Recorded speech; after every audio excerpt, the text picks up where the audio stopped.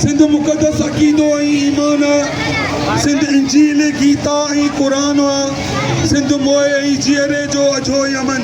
पाण खे खपे हाणे आज़ादु सिंध वतन। इंसाई क़ाबिल एतिराम मटियारी मीडिया जा जुमिले सभई दोस्त ऐं नेशनल प्रेस क्लब ऐं उन ते कई आयल मटियारनि जा मौज़ूदीन असांजा साईं पीर मुजद्दद ऐं उन सां गॾु जेके साईं जिन आहिनि उन्हनि सभिनी समेत मीडिया जे सभिनी दोस्तनि स्पेशल जिस्कन जे क़ौमी तहरीक जे सभिनी नंढड़नि नंढड़नि प्यासनि आशिक़नि ऐं हिन 5000 साल पुराणी सकाफ़त ऐं तहज़ीब रखंदड़ सिंधवासियुनि खे जीअं सिंधु देश जीअं साईं जीअं ऐं अॼोको ही एकता ॾियारो जुमिले सभिनी खे मुबारक हुजे। थोरो ॻाल्हाईंदासीं। अर्ज़ी आहे असां क़ौम परस्तनि खे सदाईं ही मीडिया वारा दोस्त चवंदा आहिनि त बाबा तव्हां हिकिड़ो देगिरे में थियो त असांजी सिंध आजिबे जो ॾींहुं ॾिसी वठंदी त असांजा के मसइला आहिनि सभु शयूं आहिनि। असीं हिन नेशनल प्रेस क्लब सां मटियारीअ जा जेके बि नंढड़ा नंढड़ा मीडिया सेल आहिनि उन्हनि सभिनि खे हिन एकता ॾियारे जो असीं कसम ॾियूं था त हिन ॾियारे ते हूअ भले थी पंहिंजा पासा वठी वियो पर हिन ॾियारे ते तव्हांजी कैम्प हिकिड़ी हुजे।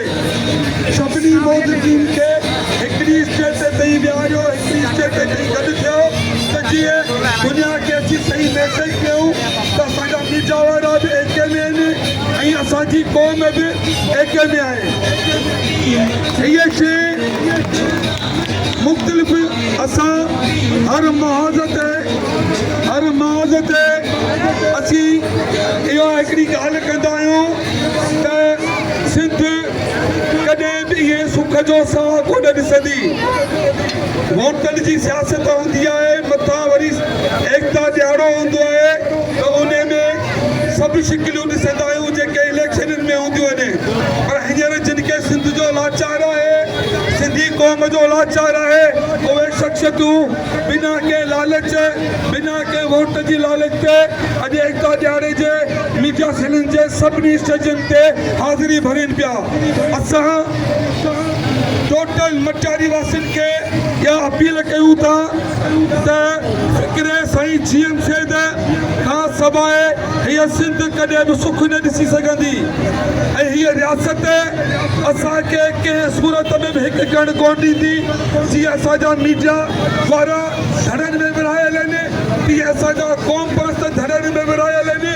ख़ुदा जे वास्ते क़ौमी ॾियारे ते क़ौमी काज ते क़ौमी मक़सद ते सिंध सां जेका नाजाइज़ी थिए पई सिंधु दरिया ते जेके कैनाल कढा वञनि पिया सिंधी ॿोलीअ ते वार आहे। सिंध में हज़ारनि क़िस्मनि जूं मंशात फ़रोशूं करे असांजे सिंधी नस्ल जी नस्ल कुशी कई वञे पई। तव्हां सभु हिकु थियो फ़िक्र साईं जीएम सैद जे हिन ॻाढ़े झंडे जे हेठां गॾु थियो। हीअ सिंध तव्हांखे यूरोप ऐं अमेरिका खां वधीक भली लॻंदी। जीअं सिंधु दे जीअं साईं जीएम सैद।